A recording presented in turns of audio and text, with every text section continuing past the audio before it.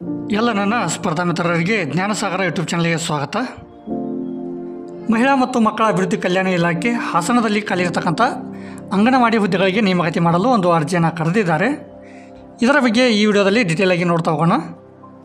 ಇಲ್ಲಿ ಕರೆದಿರ್ತಕ್ಕಂಥ ಹುದ್ದೆಯನ್ನು ನೋಡ್ತಾ ಹೋಗೋಣ ಬನ್ನಿ.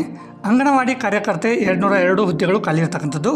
ಇನ್ನು ಅಂಗನವಾಡಿ ಸಹಾಯಕಿ ಹುದ್ದೆಗಳು 655 ಹುದ್ದೆಗಳು ಖಾಲಿ ಇರತಕ್ಕಂಥದ್ದು. ಇನ್ನು ಒಟ್ಟು ಹುದ್ದೆಗಳ ಸಂಖ್ಯೆಗಳನ್ನು ನೋಡ್ತಾ ಹೋಗೋಣ ಬನ್ನಿ. ಇಲ್ಲಿ ಒಟ್ಟು ಹುದ್ದೆಗಳು 857 ಹುದ್ದೆಗಳು ಖಾಲಿ ಇರತಕ್ಕಂಥದ್ದು. ಇನ್ನು ಯಾವ ಗ್ರಾಮ ಅಥವಾ ವಾರ್ಡ್ ಅಂಗನವಾಡಿ ಹುದ್ದೆಗಳಿಗೆ ನೇಮಕಾತಿ ಮಾಡಿಕೊಳ್ಳಲಾಗುತ್ತಿದೆ ಎಂಬುದರ ಬಗ್ಗೆ ಒಂದು ಮಾಹಿತಿ ತಿಳಿಯಲು ಅಧಿಕೃತ ವೆಬ್ಸೈಟ್ ಇಲ್ಲಿ ಕೊಟ್ಟಿರ್ತಕ್ಕಂಥ ವೆಬ್ಸೈಟ್ಗೆ ಭೇಟಿ ನೀಡುವುದರ ಮೂಲಕ ಒಂದು ಮಾಹಿತಿಯನ್ನು ಪಡೆದುಕೊಳ್ಳಬಹುದು. ಇದರ ಒಂದು ಅಧಿಕೃತ ವೆಬ್ಸೈಟ್ನ ಲಿಂಕನ್ನು ಈ ವಿಡಿಯೋನ ಕೆಳಗಡೆ ಡಿಸ್ಕ್ರಿಪ್ಷನ್ ಬಾಕ್ಸಲ್ಲಿ ಕೊಟ್ಟಿರ್ತೀನಿ. ಸೊ ಅಲ್ಲಿ ಹೋಗಿಬಿಟ್ಟು ಅದನ್ನು ಕ್ಲಿಕ್ ಮಾಡೋದ್ರ ಮೂಲಕ ನೋಡ್ಕೋಬೋದಾಗಿರ್ತದೆ. ಇನ್ನು ವಿದ್ಯಾರ್ಹತೆಯನ್ನು ನೋಡೋದಾದರೆ ಅಂಗನವಾಡಿ ಕಾರ್ಯಕರ್ತರು ದ್ವಿತೀಯ PUC ಪಾಸಾಗಿರಬೇಕು ಮತ್ತು 10ನೇ ತರಗತಿಯಲ್ಲಿ ಕನ್ನಡ ಭಾಷೆಯನ್ನು ಪ್ರಥಮ ಭಾಷೆ ಅಥವಾ ದ್ವಿತೀಯ ಭಾಷೆಯನ್ನಾಗಿ ಓದಿರಲೇಬೇಕಂತ ಹೇಳ್ತಾರೆ. ಇನ್ನು ಅಂಗನವಾಡಿ ಸಹಾಯಕಿ ಹುದ್ದೆಗಳಿಗೆ 10ನೇ ತರಗತಿಯನ್ನು ಪಾಸಾಗಿರಬೇಕು.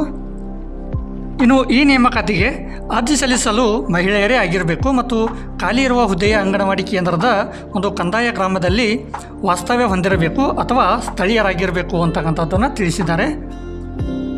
ಇದರ ಬಗ್ಗೆ ಒಂದು ಹೆಚ್ಚಿನ ಮಾಹಿತಿಗಾಗಿ ನೋಟಿಫಿಕೇಷನನ್ನು ಕರೆಕ್ಟಾಗಿ ನೋಡ್ಕೋಬೇಕಾಗಿರ್ತದೆ. ಇದರ ಒಂದು ನೋಟಿಫಿಕೇಷನ್ ಲಿಂಕನ್ನು ವಿಡಿಯೋನ ಕೆಳಗಡೆ ಡಿಸ್ಕ್ರಿಪ್ಷನ್ ಬಾಕ್ಸಲ್ಲಿ ಕೊಟ್ಟಿರ್ತೀನಿ. ಸೊ ಅಲ್ಲಿ ಹೋಗಿಬಿಟ್ಟು ಒಂದು ಸಲ ಕರೆಕ್ಟಾಗಿ ನೋಟಿಫಿಕೇಷನನ್ನು ನೋಡ್ಕೊಂಡ್ಬಿಟ್ಟು ಆಮೇಲೆ ಅಪ್ಲಿಕೇಶನ್ನ ಹಾಕೊಳ್ಳಿ. ಇನ್ನು ವಯಸ್ಸಿನ ಮಿತಿಯನ್ನು ನೋಡ್ತಾ ಹೋಗೋಣ ಬನ್ನಿ.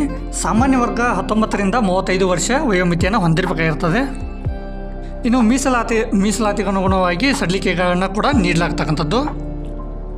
ಇನ್ನು ಇಲ್ಲಿ ಅರ್ಜಿ ಶುಲ್ಕವನ್ನು ನೋಡೋದಾದರೆ ಇಲ್ಲಿ ಯಾವುದೇ ರೀತಿಯಾಗಿರ್ತಕ್ಕಂಥ ಅರ್ಜಿ ಶುಲ್ಕ ಇರೋದಿಲ್ಲ. ಇನ್ನು ಆಯ್ಕೆ ಪ್ರಕ್ರಿಯೆಯನ್ನು ನೋಡ್ತಾ ಹೋಗೋಣ ಬನ್ನಿ. ಸ್ವೀಕೃತವಾದ ಅರ್ಜಿಗಳ ವಿದ್ಯಾರ್ಹತೆಯಲ್ಲಿ ಪಡೆದ ಅಂಕ ಹಾಗೂ ಆಯ್ಕೆ ಆದ್ಯತೆಯ ಅಭ್ಯರ್ಥಿಗಳಲ್ಲಿ ವಿಧವೆ ಅಥವಾ ಅಂಗವಿಕಲತೆ ಅಥವಾ ಅಸಿಡ್ ಸಂತ್ರಸ್ತೆ ಇತರ ಅಂಶಗಳಿಗೆ ಅಂಕಗಳನ್ನು ನೀಡಿ ಒಂದು ನೇಮಕಾತಿಯನ್ನು ಮಾಡಲಾಗ್ತಕ್ಕಂಥದ್ದು. ಇನ್ನು ಮುಂದಿನದಾಗಿ ಅರ್ಜಿ ಸಲ್ಲಿಸುವ ವಿಧಾನವನ್ನು ನೋಡೋದಾದರೆ ಅಧಿಕೃತ ವೆಬ್ಸೈಟ್ ಮೂಲಕ ಪ್ರವೇಶಿಸಿ ಆನ್ಲೈನ್ ಮೂಲಕ ಅರ್ಜಿಯನ್ನು ಸಲ್ಲಿಸಬೇಕಾಗಿರ್ತದೆ.